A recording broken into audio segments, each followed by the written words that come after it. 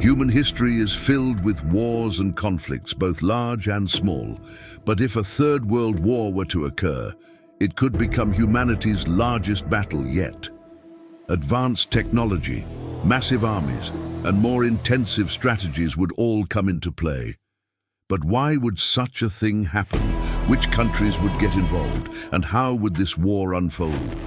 Here's what might happen if we faced World War III. Talks about a potential Third World War have been going on for decades. It almost began in the 1960s during the Cold War between Russia and the United States. Luckily, we managed to avoid it back then.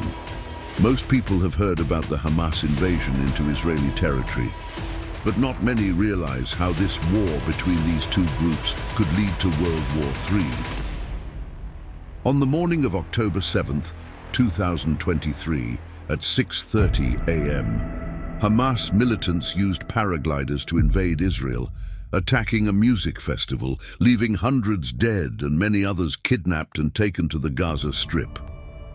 What started as this initial Hamas invasion has turned into a global phenomenon, with talks about a potential World War III intensifying and countries already taking steps. But let's say that this conflict gets resolved. We might not be so lucky next time. So, when could World War III actually happen? Well, it's hard to say. A world war could start due to the assassination of important political figures, intelligence threats, or disputes over valuable resources.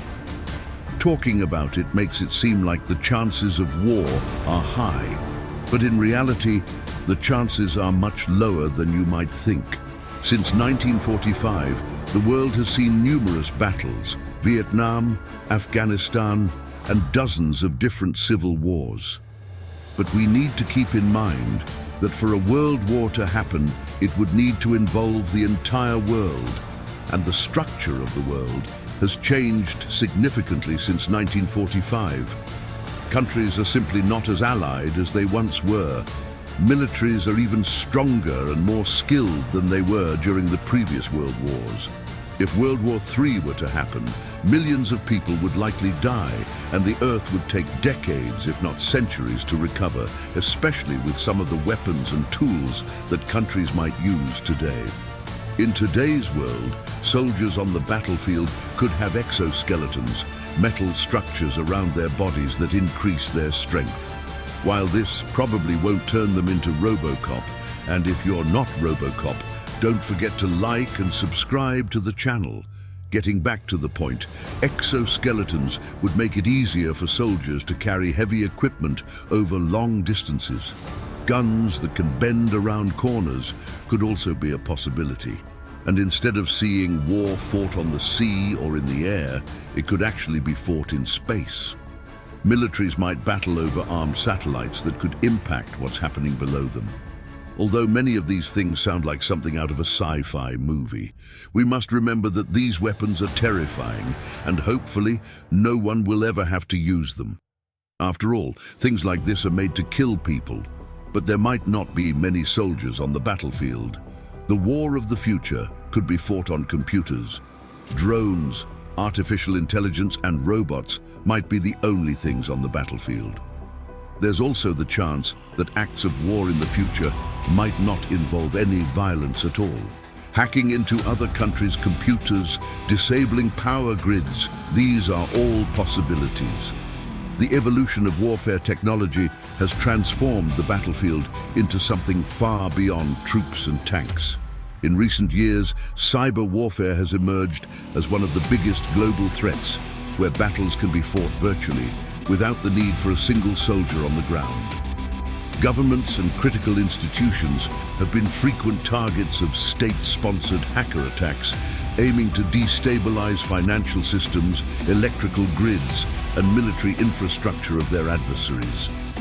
These cyber attacks not only damage infrastructure but also cause social and economic chaos, which could eventually spark a larger conflict. And what would this war even be about? It could very well involve resources, specifically water. Since fresh water is such a scarce and valuable resource, nations might start fighting over it as it continues to deplete. Hopefully, though, World War III wouldn't last forever. So how could it end? Well, one of the main reasons a world war hasn't happened yet has to do with nuclear weapons. During World War II, the United States dropped nuclear bombs on Japan, killing over 100,000 people. The cities affected took decades to recover. But the 2 nuclear bombs used in World War II pale in comparison to the modern nuclear weapons we have today. And by the way, there are nearly 14,000 nuclear warheads around the world, mostly in the hands of the United States, Russia, and China. A nation can have all the resources, people, and strategies it wants, but if a nuclear bomb is dropped on it, well, that's game over. If we were to run a realistic simulation of a modern nuclear war, oh boy, it's terrifying to think which nation would strike first, how many billions of people would die, and what kind of society would emerge on the other side. Now, which nations could turn the world to ashes? Well, this is hypothetical, but the United States and Russia are the 2 countries with the most substantial nuclear arsenals. Both possess thousands of nuclear warheads, enough to cause widespread destruction on an unimaginable scale. They've already exchanged threats, sanctions, and ultimatums. And if one country launches a nuclear bomb, what's stopping another from doing the same? And then another, and another. Soon the entire world would be destroyed. So who would win this war? Absolutely no one. Another possibility for a global conflict lies in the contemporary tensions in the Indo-Pacific region, particularly involving China and Taiwan, which have become one of the biggest geopolitical concerns in the world today. China claims Taiwan as part of its territory and has shown increasing military aggression near the island, raising the risk of a direct conflict. This potential confrontation wouldn't be isolated, as the United States, a key ally of Taiwan, has been providing continuous military support to the island by positioning forces and equipment in the region. If a war were to break out between China and Taiwan, there's a high likelihood that several other nations, including major powers like Japan and Australia, would also be dragged into the conflict, raising the stakes and increasing the potential for a global conflict. Another point of concern in the Indo-Pacific region is the dispute over control of the South China Sea, a vital trade route rich in natural resources like oil and gas. China has been making military advances and building installations on artificial islands in the region, challenging the territorial rights of neighboring countries like Vietnam and the Philippines. The United States and its allies view these actions as a threat to freedom of navigation and regional stability. The presence of nuclear submarines and warships in the Indo-Pacific waters underscores how this area has become a critical strategic hotspot where even a minor incident could spark a large-scale conflict, potentially involving several nations with economic and military interests in the region. A full-scale World War III would have a massive impact on the entire world. It's safe to say that the world would never be the same. Food and clean water would become even more scarce. Communities would huddle together in a desperate attempt to find warmth and sustenance, and you'd need to ration your food supplies.